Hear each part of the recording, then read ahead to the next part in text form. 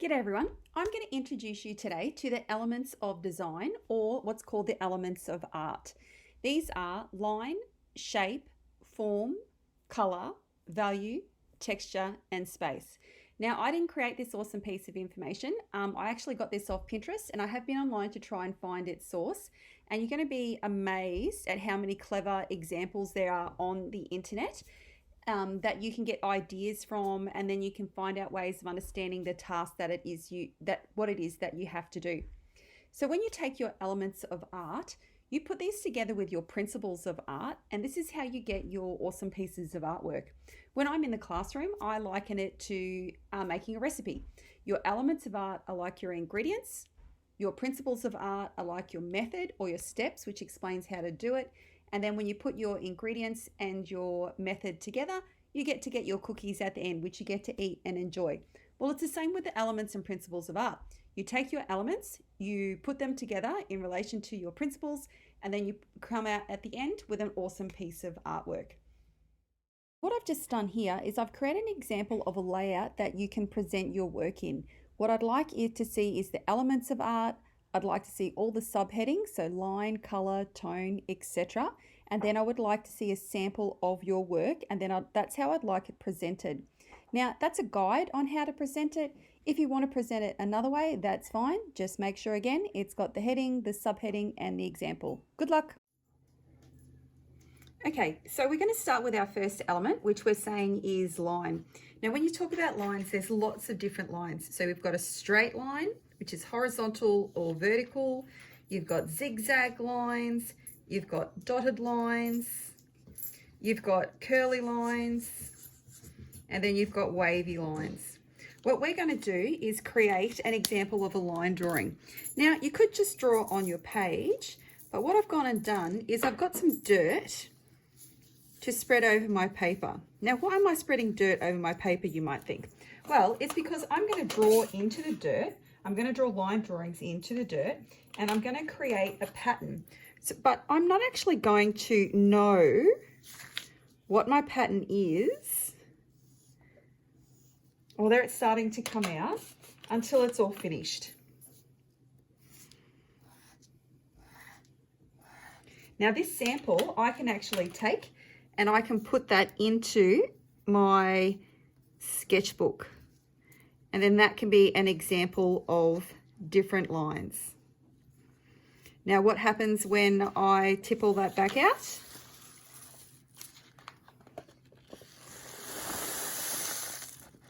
You've got a drawing of an element of art, and your first one is line. Now, here we're going to look at the element of art called shape. Now, there's a couple different ways we can look at shape. One is geometric and one is organic. So geometric is very much our hard edge shapes. So these are our circles, our triangles, and our squares. Now, organic shapes are a lot more free-flowing. So these are looking at your shells, your leaves, and any sort of organic sort of shape. Now, at this level, we don't want to just be drawing circles and triangles and squares, because that's a little bit basic for us. But if that's what you can manage, that's great. What I'd like you to be doing is putting your shapes together to create an image. Now, this doesn't have to be too detailed, and it doesn't have to take very long.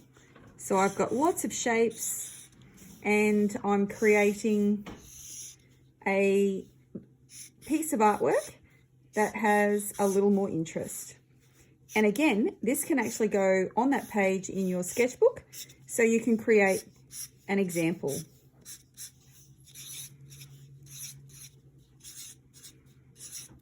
Simple, ta-da, done.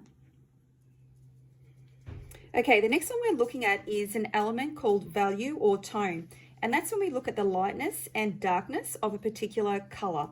Now, if I was in the classroom, I would use some pastels on paper, but I don't have that. So what I've done is I've grabbed some charcoal from out of the fire. It's not hot, it's nice and cool, and I'm going to have a go at creating a piece. Now, I haven't done this before, but let's see how it works. Oh, just all broke.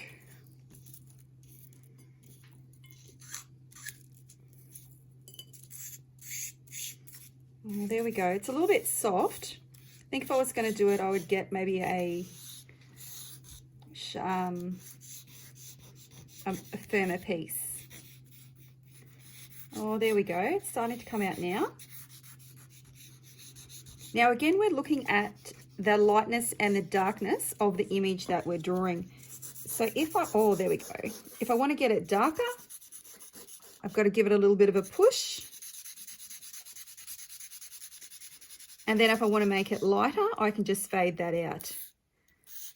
So you can see now I'm starting to have a play with a little bit of a bird image. I'm going to make it darker because the tail sits behind the feet. Just going to get another bit more of an edge so I can make that darker again.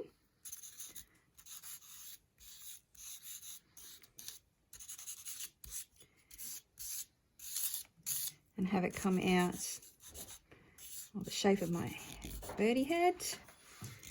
Make some of those lines nice and dark. And we can create a little drawing. Now let's see what happens when we take that bit of ash and take it off. Oh, there we go. You can come up with an example of tone. And again, that can get pasted into your book. Okay, the next element we're going to look at is colour. Now there's lots of different colour schemes that we can look at, your primaries, your secondaries, your tertiaries, etc. But we're not going to do that at this level. We're just going to have a little play with, I've just got a warm colour scheme here, and we're going to make a little picture using colour.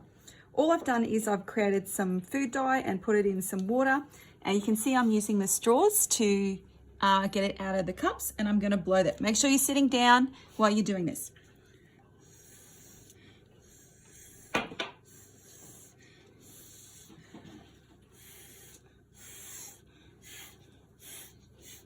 Now, don't overdo this when you put this on the paper because it turns into a big mess if you overdo it. But what I would like you to do is have a look at your squiggles and go, okay, what can I turn my squiggles into?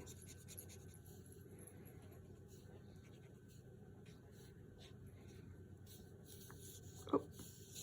Ta-da! Now another element we're looking at is texture. There's two different types of texture. One is actual and one is implied. So if I have this leaf, I can actually touch it. I can feel the leaf. So that's an actual texture. Implied is if I was looking for a photo and I was looking at a horse in a particular photo. I know the horse has a particular feel, but I actually can't touch it. So that's implied. So I'm going to take a rubbing of the leaf, and then I'm going to try to get the feel of the leaf. Now again, what you're doing is you're collecting and making your elements of art so that you can make samples, and then this gets put into your sketchbook. Okay, now another element we're looking at is space. And when you look at space, you look at your positive and negative space. So your positive space is what you're actually looking at. That's a cat, if you're not sure. So the positive space is the cat, and what's around it is the negative space. The other sort of space you look at is what's called spatial depth. And you can have your foreground, middle ground, and your background. So if we create a little landscape, your sun is in the background, your mountains are in the middle ground, and your tree is in the foreground. So if we go to make an example, I've just grabbed a bit of scrap paper. I'm going to fold that in half because you've got to make a sample that goes into your sketchbook. I'm going to cut that out.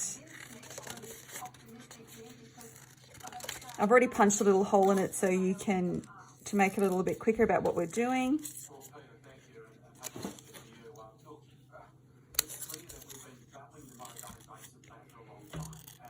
Now, remember what I was saying earlier about your piece? We actually want to step up your examples a little bit. We don't want anything too boring. You can be quite creative and imaginative. Now, the other thing I don't want to see is I don't want you to copy my samples. You can use them as inspiration, you can go online, but I don't want you to copy them. And there we have a fish swimming in the water.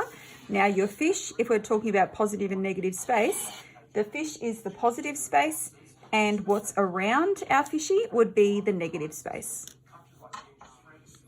Our next element we're looking at is form. Now form is something that is 3D. You can start with a shape.